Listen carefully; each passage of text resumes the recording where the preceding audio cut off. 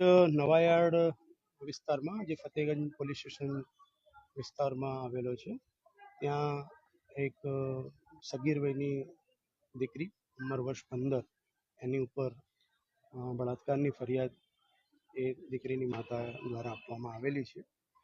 એ અનુસંધાને પોલીસે એના માતા પિતાને બોલાવી વ્યવસ્થિત પૂછપરછ કરી અને ફરિયાદ દાખલ કરી છે.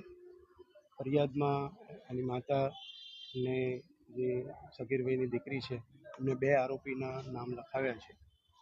એ બંને આરોપી જે છે એમને ફતેગંજ પોલીસ સ્ટેશન દ્વારા હાલ રાઉન્ડ અપ કરી દેવામાં આવ્યા છે. આગળની તપાસ ચાલુ છે.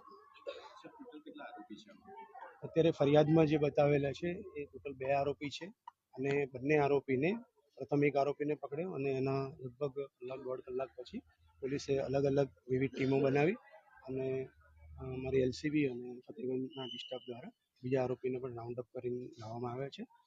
દીકરીનું અત્યારે મેડિકલ જે છે કરાવવામાં આવી રહ્યું છે. આગળના પુરાવાઓ એકત્ર કરી અને આગળની આઈપીસી 376 અંતર્ગત ફરિયાદ દાખલ કરવામાં આવી છે. અન્ય જે કંઈ ફરિયાદના કન્ટેન્ટ છે અને પુરાવા મળશે આગળ ઉપર કલમોનો ઉમેરો કરી અને ચાર્જશીટ કરવામાં આવશે.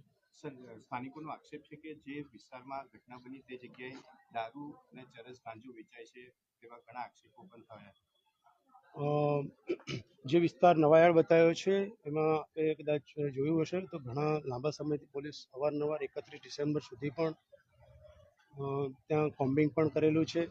અનેક દારૂના કેસ પણ કરવામાં આવેલા છે અને હજુ પણ પોલીસને કોઈ પણ પ્રકારની બાતમી આપવામાં આવશે તો ચોક્કસ ખાતરી આપીએ છીએ ત્યાં રેડ કરી અને આગળની કાયદેસરની કાર્યવાહી કરે છે. એ બાબતમાં અમે કટિબદ્ધ છીએ કે અમને કોઈ પણ આપની પાસે ઇન્ફોર્મેશન હશે આપ દ્વારા આપવામાં આવશે, ચોક્કસ રેડ કરીશું અને એ વસ્તુને નેસ્ત નાબૂદ કરીશું. સર, નાબાલિગ પર બલાત્કારની ઘટનાને લઈને લોકોમાં આક્રોશ છે, શું આશ્વાસન આપો છો?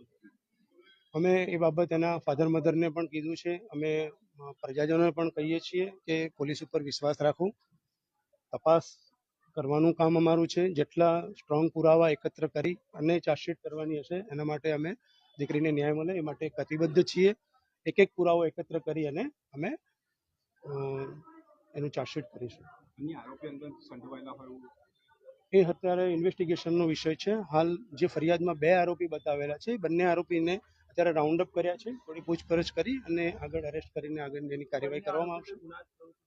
બીજા અત્યારે હાલ જસ્ટ એમને કીધું એ પ્રમાણે રાઉન્ડ અપ કર્યા છે. જ્યાં સુધી એની પૂછપરછ નહીં કરીએ ઊંડાણપૂર્વક ત્યાં સુધી એ બાબતમાં કોમેન્ટ નહીં કરી શકાય. એ પૂછપરછ પછી ખ્યાલ આવી શકે.